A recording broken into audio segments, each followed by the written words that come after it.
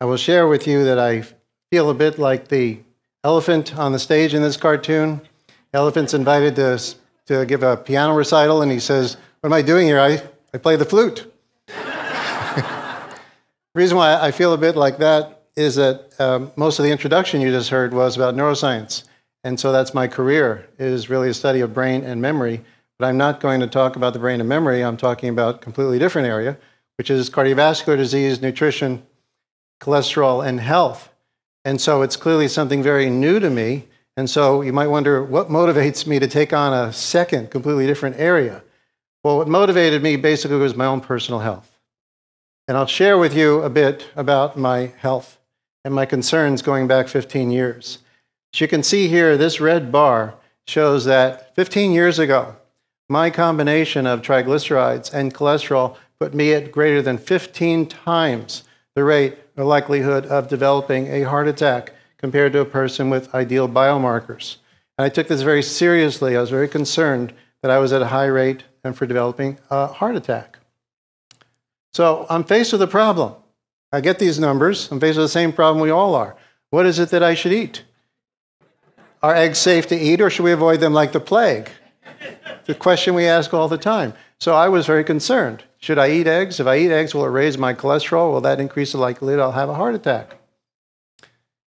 What really concerned me, though, is at some point after my levels stayed high, and I was on a low-fat diet, and the only thing that happened with that was that I gained more weight, and now I was about 20 pounds overweight, and 20 pounds heavier than I am now.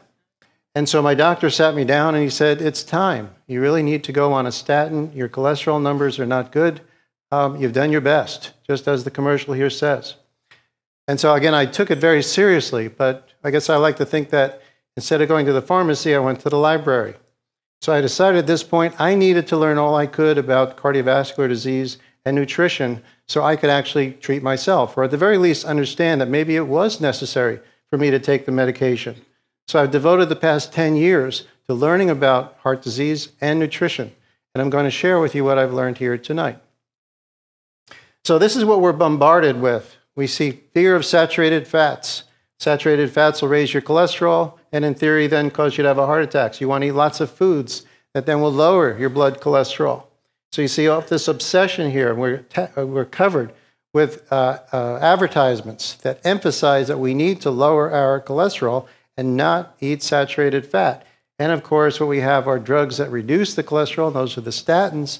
And so we want to take drugs such as Lipitor or Crestor to lower our cholesterol and therefore reduce the risk that we'll have a heart attack.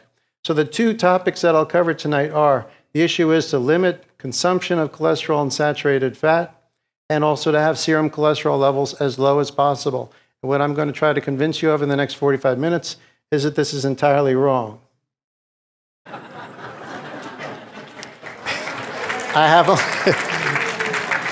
So I will have to, unfortunately, I'm going to cover this very briefly. I'm going to cover a few thousand studies in the next 45 minutes.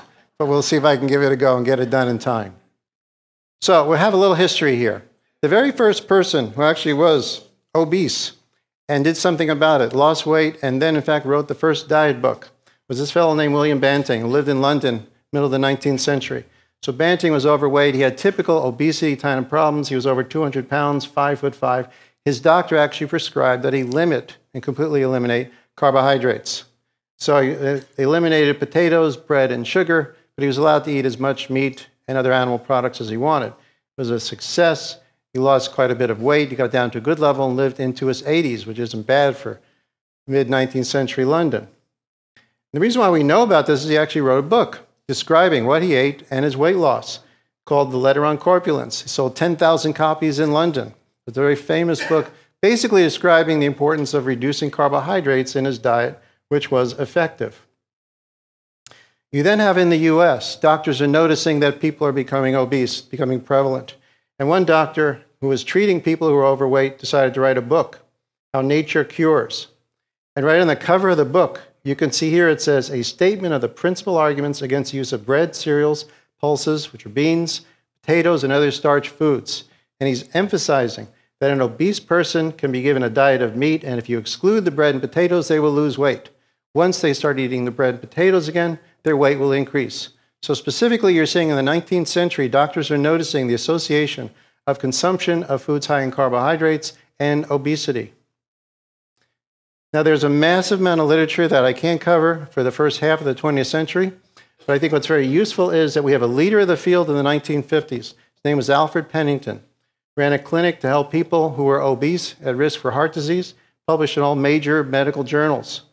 And here you'll see from one of the papers what he recommended that obese people should eat. 1/2 pound or more of fresh meat with the fat. In fact, he emphasizes the meat does not have enough fat. You should buy fat specifically and add it to your food. Yeah, it's funny now, but this was medical science in the 1950s. And what is it that he said you need to eliminate? Once again, for almost a century, no bread, flour, or sugar. Okay? So you see consistently the emphasis on reducing carbohydrates in the diet. For someone who is obese, they lose the weight. And so when we get to 1972, I think it's important to understand that with Atkins' book that came out, it followed over a century of research, emphasizing that it's the carbohydrates that increase weight, and the reduction in carbohydrates in the diet helps obese people to lose weight. And in fact, if you compare the two, they're remarkably similar. The Atkins diet was not a fad diet. Frankly, it wasn't revolutionary. The idea had actually begun in 1863 with William Banting's book. So it's over a century in which doctors have been showing that by reducing carbohydrates in the diet, you can lose weight. And so the rub on the Atkins diet, of course, is you lose weight, but you're still going to have a heart attack. You just leave a thinner corpse.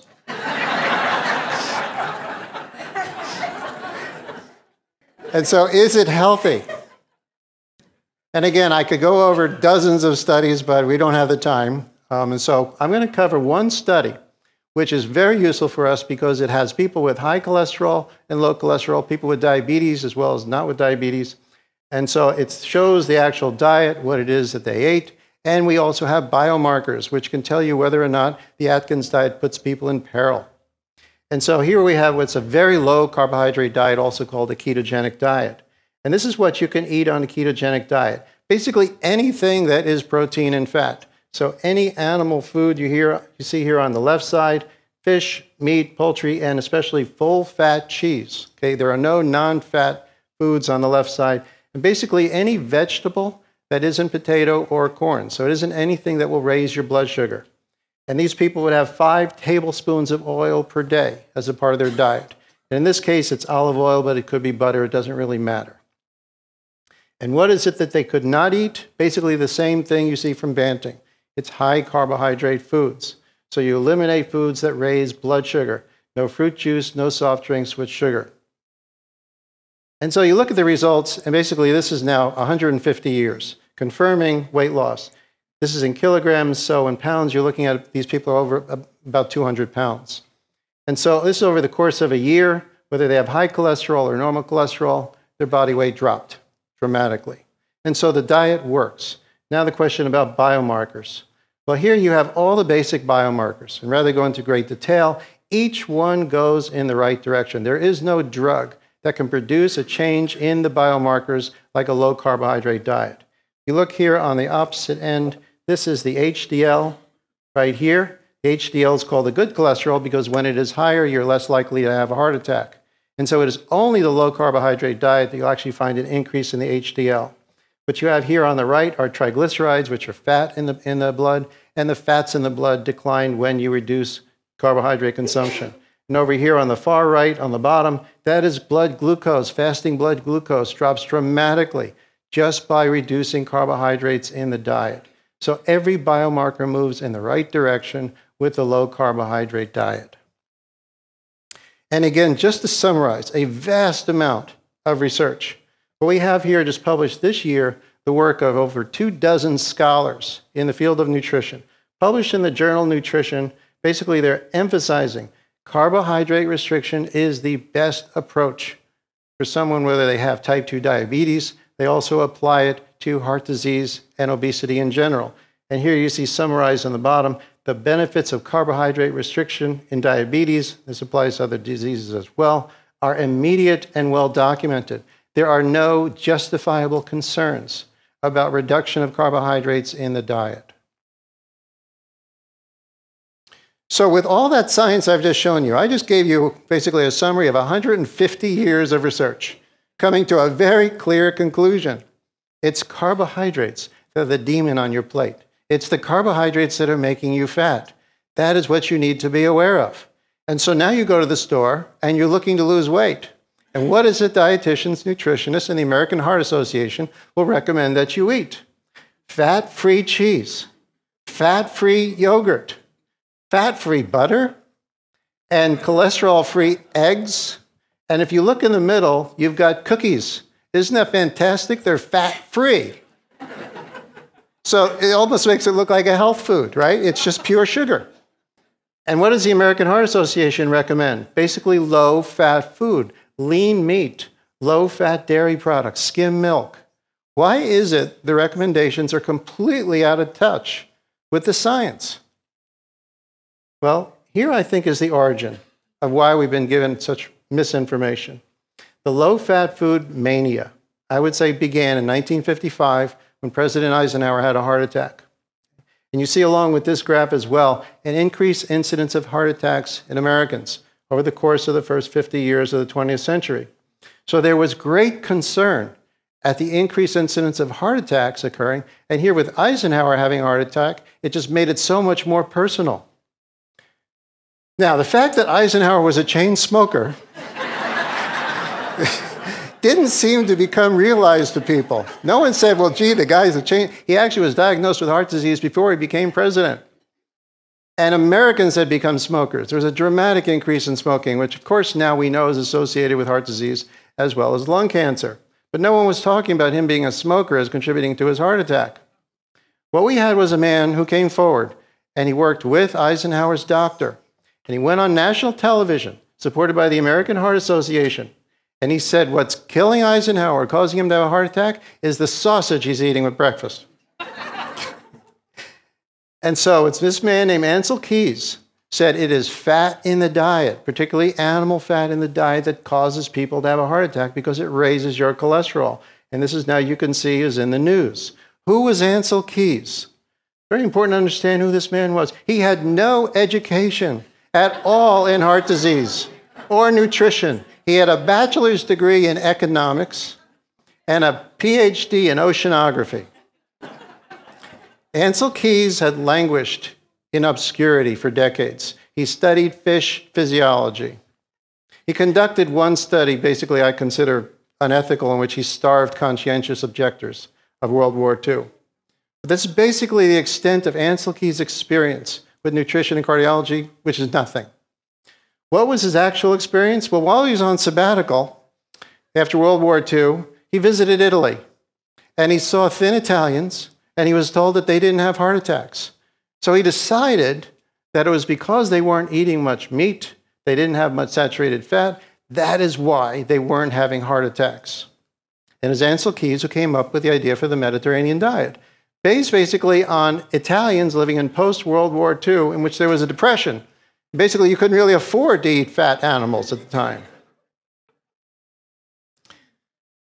So he also pointed out one of his papers to support his idea that it's fat in the diet that causes people to have heart attacks. So this is a paper published in 1953. Think about this contrast to where Pennington is publishing in the New England Journal of Medicine. Keys is publishing in barely better than a newsletter out of a hospital. But he published this paper, which shows a relation between fat in the diet and people dying of heart attacks. And so what you can see here is that the more fat in the diet, going along here, you have more deaths from heart disease. So in the US, you have the most fat in the diet, and you have the most heart attacks. And so this clearly is evidence, as he said, that it's fat in the diet that causes people to have heart attacks. The problem with this graph is it is a result of him cheating. Okay? This is not real. Ancel Keys actually had data from 22 different countries. He chose 6 data points to create this graph. This is not a secret that I just discovered. I have to reveal that to you. This was known at the time that he had cheated. In fact, here is a paper published in 1957, basically saying that Keys had cheated. They introduced the paper quite politely by saying, no information is given by Keyes as to why he chose 6 out of 22 data points. So we're going to show you all 22 data points. So they actually start off by showing his graph, and then they show their graph of all the data points. Now here are all the data points. And it's important to understand these are data that came right out of World War II. And so you have post-war Japan and Italy, in which basically you have very thin people. You do have a low rate of heart disease, but you really don't have much fat, which people could be eating at the time too.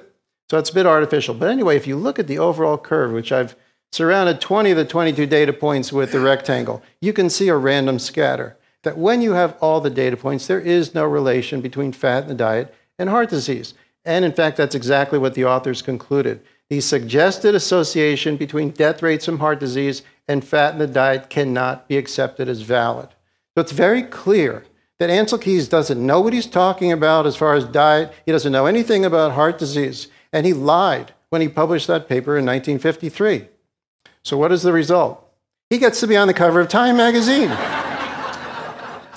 Ancel Keys became the leader of nutrition and cardiovascular research in America in the 1950s and into the 1970s. He was a member of the board of directors of the American Heart Association. He basically controlled, to a great extent, funding in heart disease in the US. He served on the editorial board on cardiovascular journals, yet he knew nothing about heart disease. He was seen as the expert in America on heart disease and diet. And what did he say in that paper in 1961? Americans eat too much fat, too much saturated fat. That's the kind of fat you get from animals. It raises cholesterol, damages your arteries, and leads to coronary disease. The only sure way to control cholesterol is reduce the fat in your diet to 15% of total calories. And you've got to cut saturated fat to 4%. It's really important to point out, he made up these numbers. There were no studies that supported this idea at all. He didn't propose this as his idea, he proposed this as fact. Now, to me, this would just be sort of a footnote to history to show that Ancel Keys' ignorance followed by good science means we no longer follow it. But what happened was he was such a dominant figure in the American Heart Association that you see in their current recommendations. You go to the American Heart Association website, it still follows Keys' original recommendations. That if you eat saturated fat, you'll raise your cholesterol, you'll increase the likelihood you'll have a heart attack. The American Heart Association currently recommends that you have only 5 to 6% of your calories from saturated fat. They continue to recommend that people have margarine rather than butter. The same thing Keys said in 1961 without any justification. And the remarkable thing is, if we actually look at the data of what were people consuming in the 20th century and up until the 1950s, specifically looking at butter and margarine, what you find here on the blue line is in the 20th century, consumption of butter was stable up until World War II, in which it declined dramatically. Margarine, on the other hand, is increasing in consumption with World War II, and this is when you're finding increase in heart disease. So if anything, it's the margarine that people are consuming in conjunction with smoking that explains why there's an increase in heart disease in the US in the first half of the 20th century. Now, let's see what Keys recommended. Basically, we should all eat like starving Italians. Okay? That's the Mediterranean diet. Very low fat, 15% of the calories from fat, 4% from saturated fat, based on what he saw in Italy. Well, let's actually look at the data. Okay, this is published in 2012 British Journal of Nutrition. And here you are seeing individual countries, all the countries of Europe, and plotted basically on the amount of fat they consume, and specifically this is saturated fat. The amount of saturated fat they consume versus the rate of death from heart disease. And what you actually find here is more fat in the diet is associated with less deaths from heart disease, the complete opposite of the graph that Keys created in 1953. Let's look at the data point that's at the very extreme, right here. The people who eat the most fat and have the least heart disease. France, okay? The French are truly horrible people. They don't respect the American Heart Association at all. They have an absolutely anti-American Heart Association diet, and Keyes refused to acknowledge that the country even existed. In France, they have over about 40% of their calories are from fat, and over 15% of the calories from saturated fat. And I like the quote here, T.H. Huxley, who said, basically, it's a tragedy of science when you can slay a beautiful hypothesis by an ugly fact. The ugly fact is the French. And what do we call that ugly fact? That ugly fact, let's move the data over, and that ugly fact is called the French paradox. You know, as scientists, we develop hypotheses, and hypotheses are supposed to enable us then to do tests. And when the hypotheses fail, we change the hypothesis. But only in the field of nutrition and all the history of science, when you have data that are opposite, that don't support the hypothesis, you dismiss them and you call it a paradox. Paradox is always used in nutrition when the findings are not consistent with what the American Heart Association and Ansel Keys said. What you've got with the French is they don't have olive oil, they don't eat olive oil, they eat butter. And they eat pate, a diet heavy on liver and saturated fat. And look at this, it's so horrible. This woman here, this is what the French people all look like.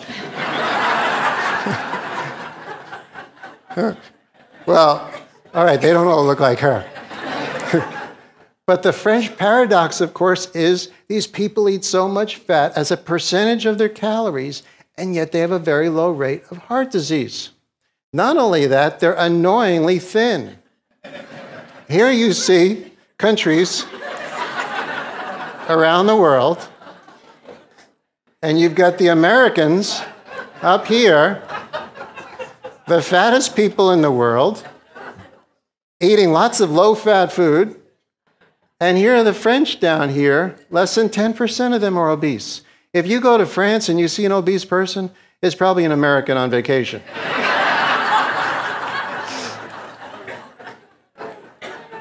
So it gets worse. Now we have politicians telling us what to eat. George McGovern, 1977, got a committee together to tell people what kind of food they should eat. And so George McGovern, against actually recommendations by experts at the time, because he was on a low-fat diet, he decided Americans should all be on a low-fat diet. So his committee came up with a book, Dietary Goals for the United States. They basically said it's saturated fat that is causing people to become fat and to have heart disease. It was McGovern's goals for the United States that then led to the food pyramid. It's produced, by the way, by the U.S. Department of Agriculture. And so if you look at the base of this pyramid, 6 to 11 servings of bread and cereal and other grains per day. Okay? And so this is what was guiding Americans in the 1970s into the 1980s. And so what happened? Well, people started eating fat-free food, and what we also had was high fructose corn syrup developed at this time. And the great thing about high fructose corn syrup is you keep going back and get refill after refill. And it doesn't cost you anything. Super cheap sugar led to increased consumption of carbohydrates beginning around 1980, and whereas the fat and the protein are relatively stable. And the result of increasing consumption of carbohydrates and overall more calories is that people got fat. Americans got fat as a result of the demonization of fat. And so you see we now have increasing obesity that basically began at the time when people are now increasing consumption of carbohydrates. People got fat. Now, the good thing is science ultimately prevails. Good science prevails. And so what we've had actually in the last 5 years are people coming out and basically saying, you do not need to fear fat in your food.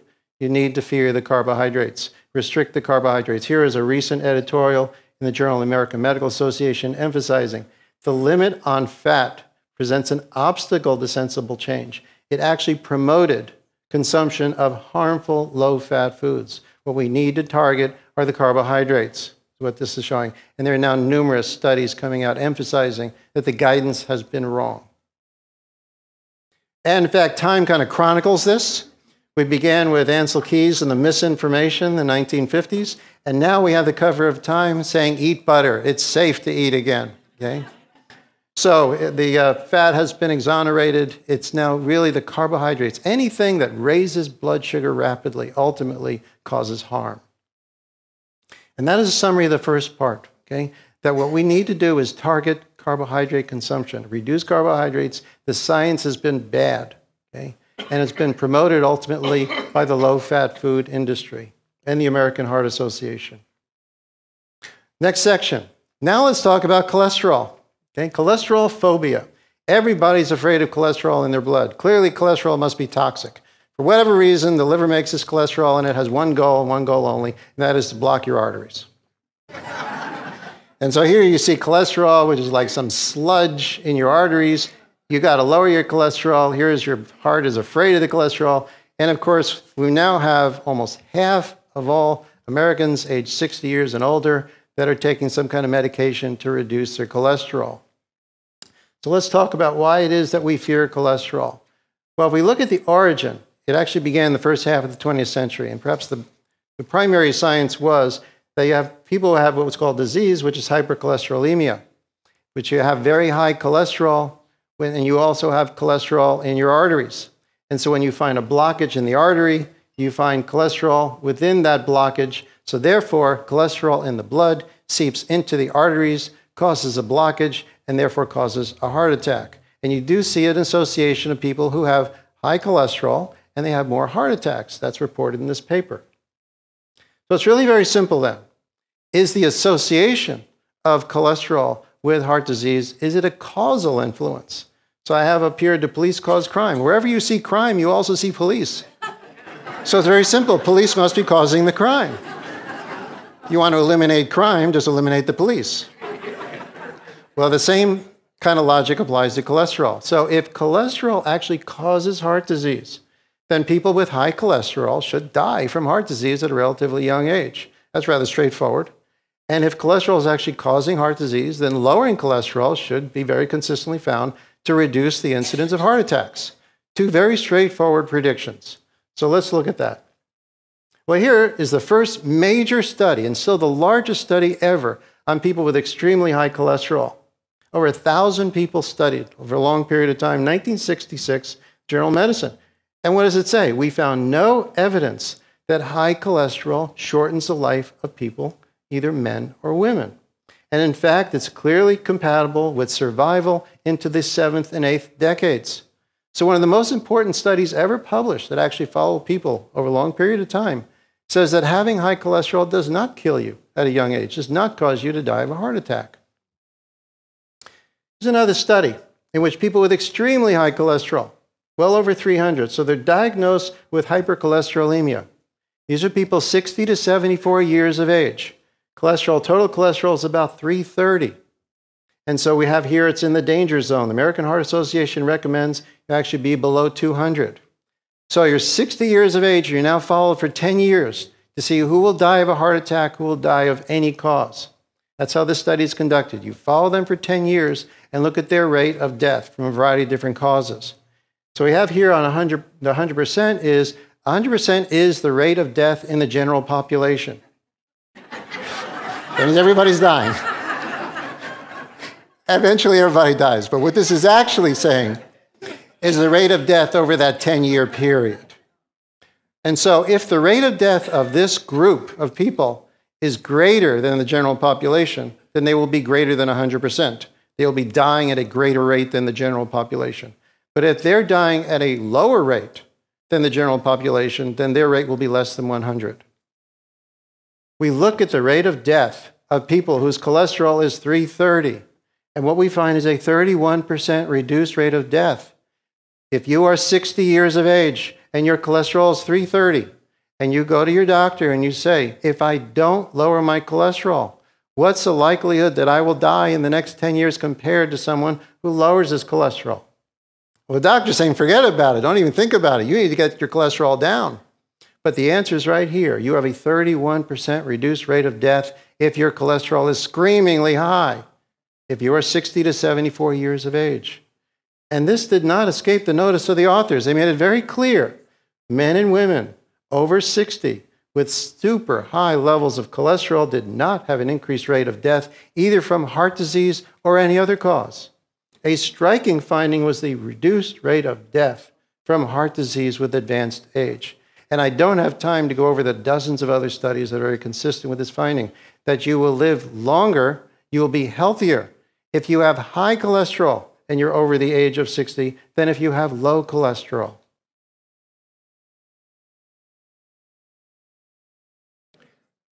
Just to show you, it's not just one anomalous study, and I'm not making this stuff up. Another study followed people for 20 years. Very famous Honolulu Heart Program. Follow people for 20 years and look at their cholesterol levels compared to mortality. And what you find is increased mortality in older people who had low cholesterol. They died at a much higher rate than the people who had high cholesterol. And I like their interpretation. We have been unable to explain our results. That's about as candid as scientists will get. And they go on further to say these data cast doubt on the justification for lowering your cholesterol levels. And another thing about low cholesterol levels is you are less healthy if you have low cholesterol and you're over the age of 60. Low cholesterol has been repeatedly shown to be associated with a significantly higher rate of cancer. And here is just one of the studies showing increased risk of cancer, and in this study, hemorrhagic stroke and heart failure. You are less healthy if your cholesterol is low than if it is high. Now, if not cholesterol, then why is it some people with high cholesterol do have heart attacks? Well, here's a very important study that helps us to understand what actually causes heart disease. So here again, we have another study. So this is in the pre-statin era, in which people with extremely high cholesterol were not treated. They were studied in these experiments, and at that time, it wouldn't have been considered unethical. Now, if your cholesterol is over 300, you have to be on a statin. It will be considered unethical. But in this study, we look at these people who have very high cholesterol. Total cholesterol is over 300, and we actually can look at the different components as well. The LDL, which is called the bad cholesterol, is equivalent in these two groups. HDL and triglycerides, they're all equivalent. This two groups, the same levels of cholesterol, but the one in red has heart disease. The one in blue does not have heart disease. So what's the difference between the two groups? The difference is clotting factors.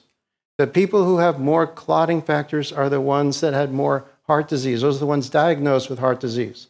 So what you have here is FB is fibrinogen, and factor 8 is another clotting factor. So these people can have high cholesterol, but what matters is how much in the way they have in their clotting factors. That is, do their platelets get sticky and then block their arteries? So the clotting factors are crucial. And in fact, if you look at clotting factors, independent of age, you find a very consistent relation between fibrinogen, which is the major clotting factor, and death from heart disease as well as stroke.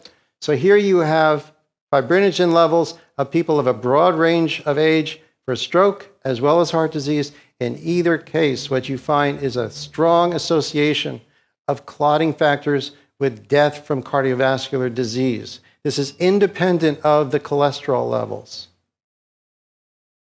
So ultimately then what we're looking at is activated platelets. Every risk factor for heart disease comes down to the common factor of activated platelets. And so whether it is smoking, smoking causes coagulation, high blood sugar increases coagulation, metabolic syndrome in which a person is overweight, high blood sugar activates platelets, and stress activates platelets. So you're looking at a common factor, which is the activation of platelets. It causes them to get sticky. You end up having clots moving around your blood vessels, which ultimately then causes damage. So why is it, after all I've just told you about, that people want to have their cholesterol as low as possible? It actually began with this critical study in 1984. For decades, studies had been going on lowering people's cholesterol, and they all were failures. This was the first study that would propel the industry then to emphasize to people that they had to lower their cholesterol. This is published in the Journal of the American Medical Association. In this study, over $100 million was spent to find almost 500,000 people. 480,000 men had their blood tested. They took the men who had the highest cholesterol in the top 5%, averaging 290. Those are the ones that were included in this study. This study would show, ultimately, that if you take the people with the highest cholesterol, lower the cholesterol with the drug, you would save lives. And so the hypothesis was then the risk of dying of a heart attack would be reduced by lowering their cholesterol. So they targeted the men basically who were on their deathbed with having such high cholesterol. They lowered the cholesterol with a rather primitive drug called cholestyramine, but it very effectively does lower blood cholesterol, or they're given placebo and then followed for about 7.5 years. This was the groundbreaking study. The group that had lower cholesterol had a 24% reduction in death from cardiovascular disease, coronary heart disease. This was the turning point in cholesterol history. There was one problem with the study. There's always one problem with these studies. But the problem with the study was, and I've copied this directly from the paper, the risk of death was actually not reduced in the cholestyramine group. Well, that doesn't make sense.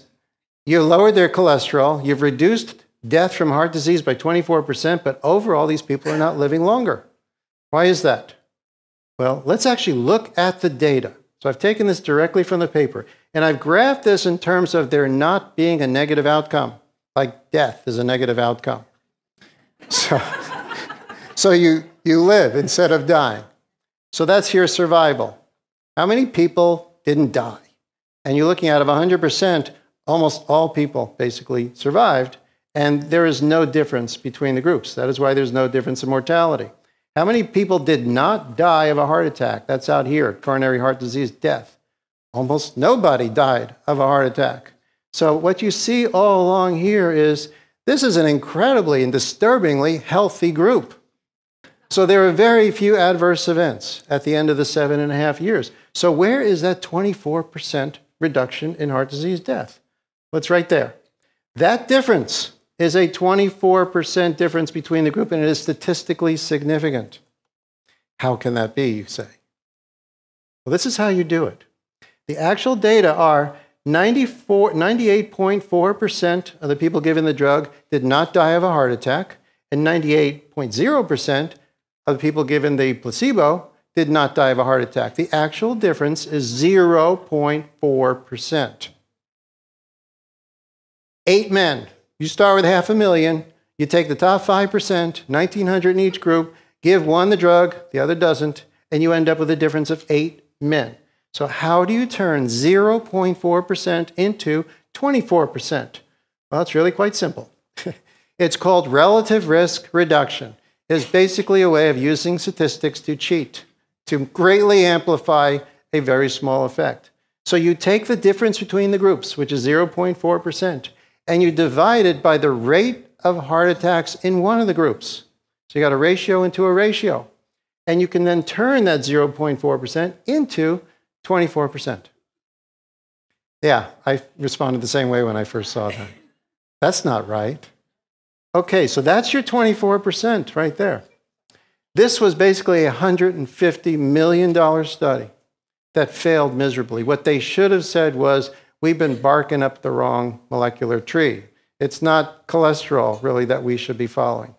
Instead, they declared victory. The directors of the study declared victory. This is a turning point in cholesterol heart disease research. They said that it's the cholesterol in the food that the men were eating, which has had nothing to do with a diet study. It was a drug study. On Time magazine, you're saying, you see, bad news with cholesterol. And they said, now what we need to do is develop drugs to be able to lower cholesterol in people because people didn't like taking the cholestyramine. This is the turning point that forms the basis of why they developed the statins. It was this drug that overall had no real effect on heart disease. So now we move into the statin era. And I don't have time to cover all the statin studies, although you'd probably be amenable. We could spend the next couple of hours here talking about statins. But I'm going to show you one of the best findings ever. And one of the most highly prescribed drugs is Lipitor. And this is a finding that's been promoted very heavily, so I'm going to show you the best finding with a statin, and that is this 36% reduction in heart attacks with Lipitor. And so let's look at that study. And here again, I want to confirm for you, this is how this is presented to physicians in the world. A 36% reduction in fatal heart attacks and non-fatal heart attacks. So what did the data actually look like in the study? remarkably similar to the cholestyramine study. This is actually what the data look like. And you see those asterisks? Those are statistically significant differences between the groups. And here what we have is on the left, this is the 36%, the absence of fatal and non-fatal heart attacks. Right there, that is a 36% reduction as a result of drug treatment. Where is the 36%? It's right there at the beginning. Now, how do they do that? So again, you start with the real data. 98.1% of the people on Lipitor did not die of a heart attack. 97% of the people on placebo did not have a heart attack or die. So this study is very straightforward. If your cholesterol is high and you go to the doctor and you say, I think I'll just take a placebo, thank you. And you can tell the doctor, I have a 97% chance of not having a heart attack if I take that pretty good drug called the placebo. But the way you calculate the 36% is to take that difference, which is 1.1%.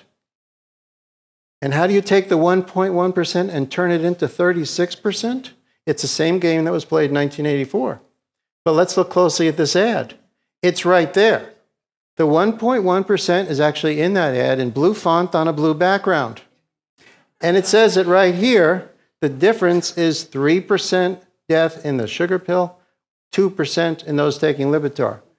Clearly, the lawyers must have gotten that little blue font in there because they had to show you all the data. So you've got 36% and you've got 1% in the same ad from the same data. So how do they do that? Well, you take the 1.1%, that's the difference between the groups, and you divide it by 3%. That's the rate in the placebo. That amplifies the 1.1% and turns it into 36%. Then you are legally allowed to put in the ad that you've reduced heart attacks by 36%. But the actual effect, as you can see, is right there. That is a 36% reduction in heart attacks with Lipitor. That is what the wonder drug does. It actually changes the rate of heart attacks by 1% compared to placebo.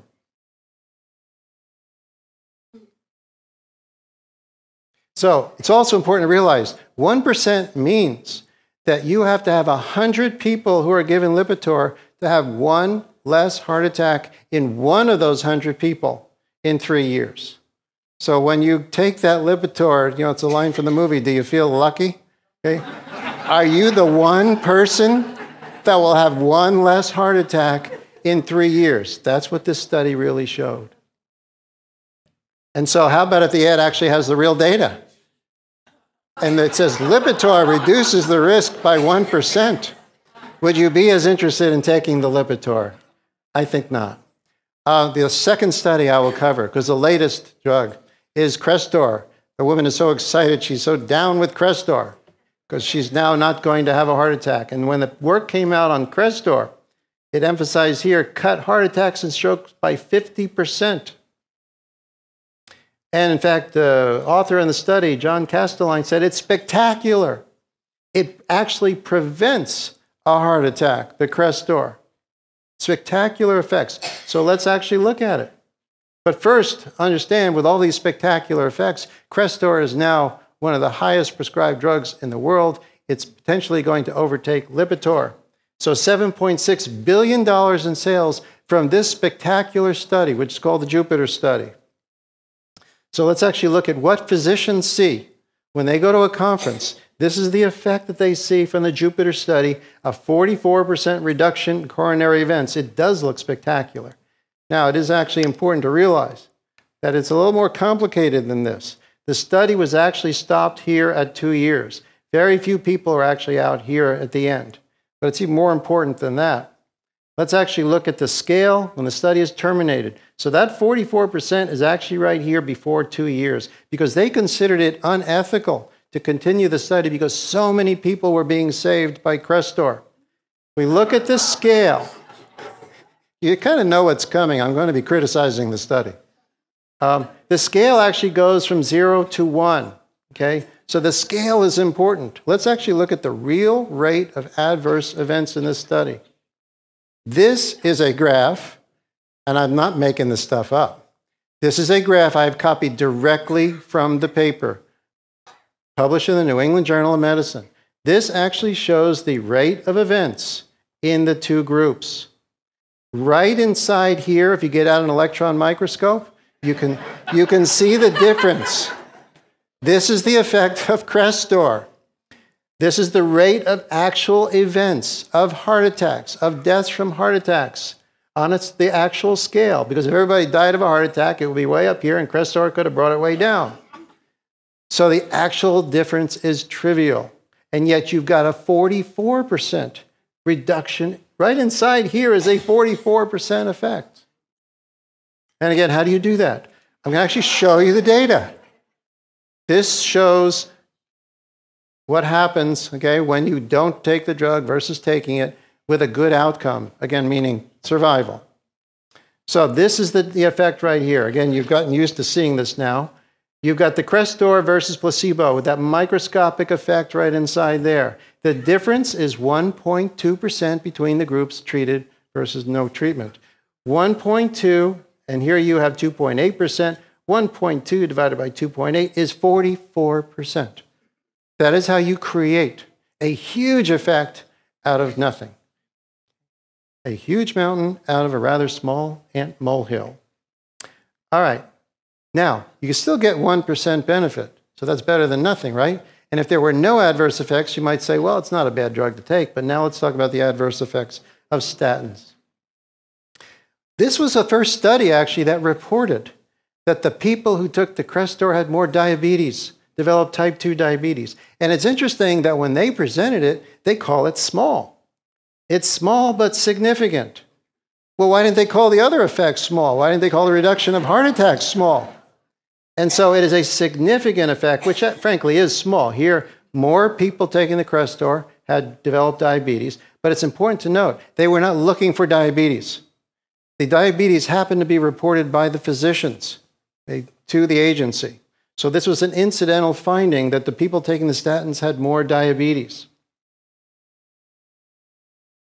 When you actually look for diabetes, which means you test people's blood sugar at the beginning of the study, and they take the statins then for 6 years, then you find a dramatic increase in the incidence of diabetes. Here is a 6-year study showing that people given the placebo, about 6% of those developed diabetes, but almost 12% of the people taking the statins developed diabetes. So these are healthy people taking the statins, and you now have almost doubling the rate of type 2 diabetes developing as a result of taking the statins.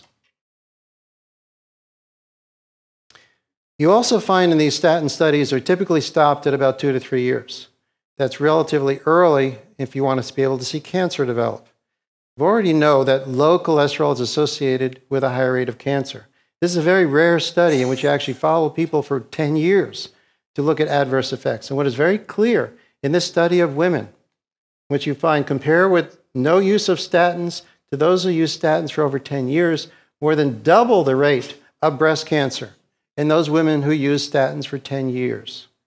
And there's a clear association, whether it is actually caused by the statin itself or low cholesterol. The association is there of dramatically more cancer in people who have low cholesterol. And finally, there are numerous other adverse side effects of statins that I won't take time to go into each one, but it's very clear that it affects brain functioning, reduces memory capacity, very clear evidence of erectile dysfunction, rhabdomyolysis, renal failure, hemorrhagic stroke, and liver dysfunction. All to get that 1% better than a placebo effect for heart disease. And so sometimes people have said, well, I can talk about this in a group, especially not to physicians. But first I'll tell you, I have been lecturing to cardiologists. I've lectured at cardiology conferences.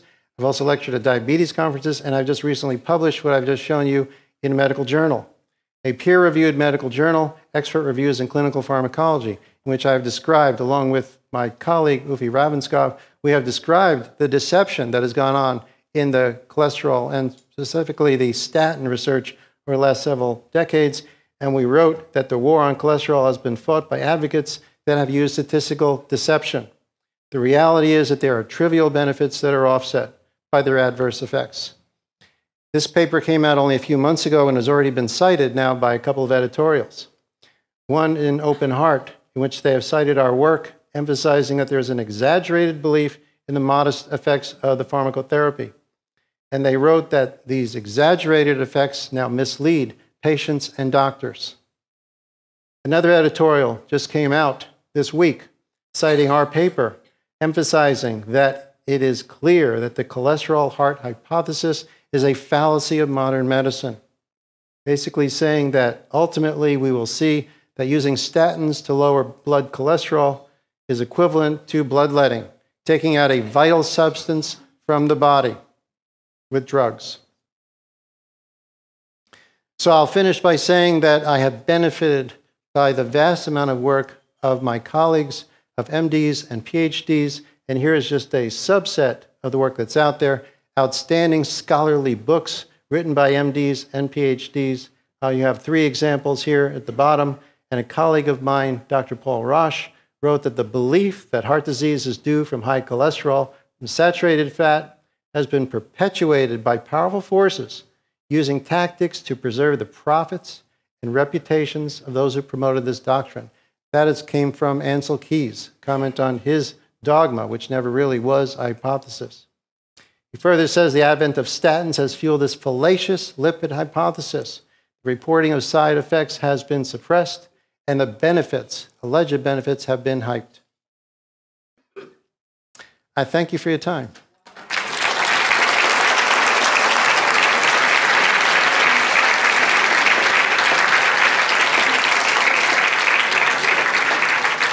Would anyone care to comment, provide any accolades, compliments? Yeah.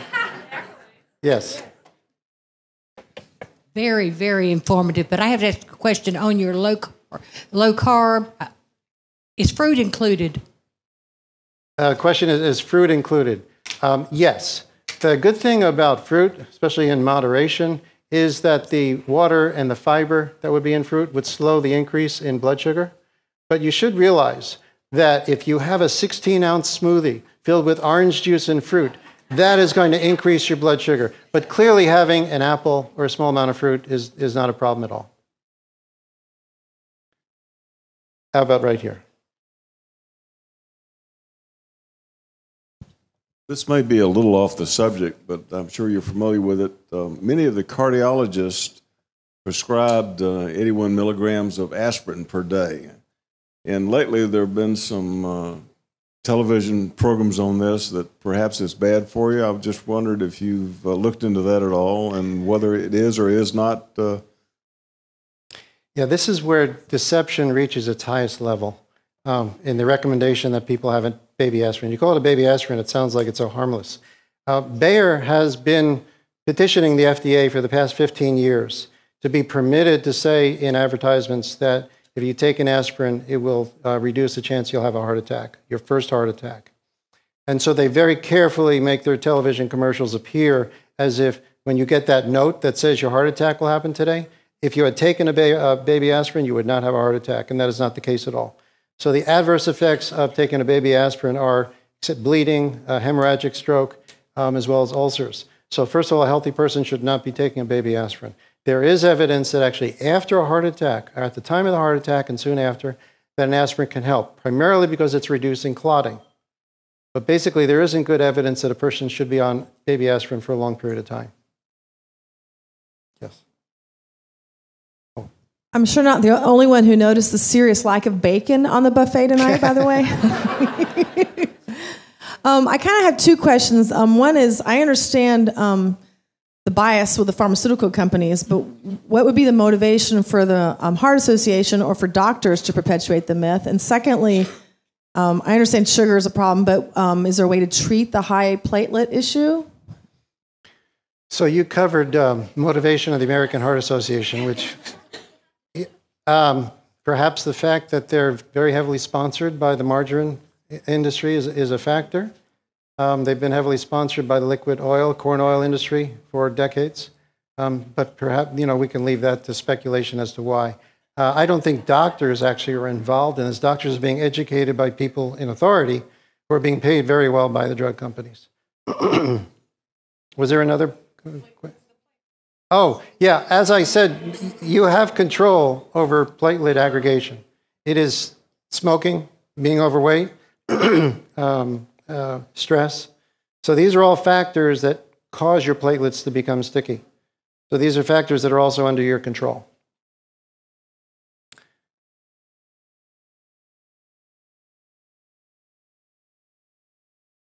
Since you work with memory also, with everybody trying to get lower cholesterol and supposedly having lower cholesterol numbers, is this being factored in since the brain is fat and needs all that fat to the increase that we're having so dramatically? Thanks. So your question is really about cholesterol and brain function. The brain is about 25% cholesterol and absolutely needs cholesterol to be able to produce new brain cells and new connections. And there's a very clear connection, not only with low cholesterol to cancer, you see a connection of low cholesterol to poor cognitive functioning.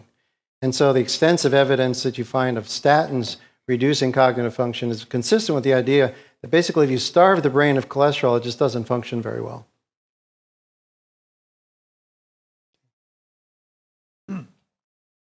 Yeah, I was curious. There's so many things that affect everything, so it's hard to pinpoint one. But one thing I've read about is that taking cholesterol, reducing statins, reduces an older person's already reduced production of coenzyme Q10, and that is a vital heart energy. You know, so are you hurting your heart by taking them? Yeah, absolutely. And there is evidence actually. So you raise a very important point. Part of the metabolic pathway in which statins interfere with the production of substrates is that you not only block cholesterol, but you block CoQ10. And CoQ10 is absolutely necessary for good energy production, for good health, basically for the mitochondria to function properly. And so, yes, absolutely, there's evidence that you're damaging your muscle. You're damaging your heart muscle by reducing the CoQ10. And the industry's response to that would be, well, then take CoQ10 supplements, which actually have not been shown to reverse the damage to the muscles. We have time for one more question. In the back. You alluded to in the beginning the cholesterol and the plaque and the hardening of the arteries. Is there a relationship with, in terms of high or low cholesterol or a high or low fats as to whether a person will get plaque buildup in the arteries? Thank you. That's a great question. The remarkable thing is that the more fat you eat, and in fact, the more high-fat cheese that you eat, the less calcium will build up in your arteries, the less your arteries will be stiff, the less damage there will be to your arteries. It's a remarkable finding, actually, and what's really important is that along with the high-fat cheese and other high-fat foods, you actually have vitamin K2, which helps to direct the calcium into the bones. And if you don't have enough K2 from animal products, then the calcium just drifts into the arteries, and that contributes to hardening of the arteries. The arteries get damaged, and then the cholesterol is actually used to repair the damage. It's also used by the immune system to attack bacteria and viruses that are causing the damage. So the cholesterol really is analogous to what the police are doing at the scene of the crime. Di BINARAGA.NET, kami selalu percaya bahwa setiap orang pasti bisa memiliki tubuh yang ideal dan sehat. Dengan subscribe, like, dan share video ini, Anda turut membantu membangun Indonesia sehat dan kuat. Salam jelas fitness, saya JP.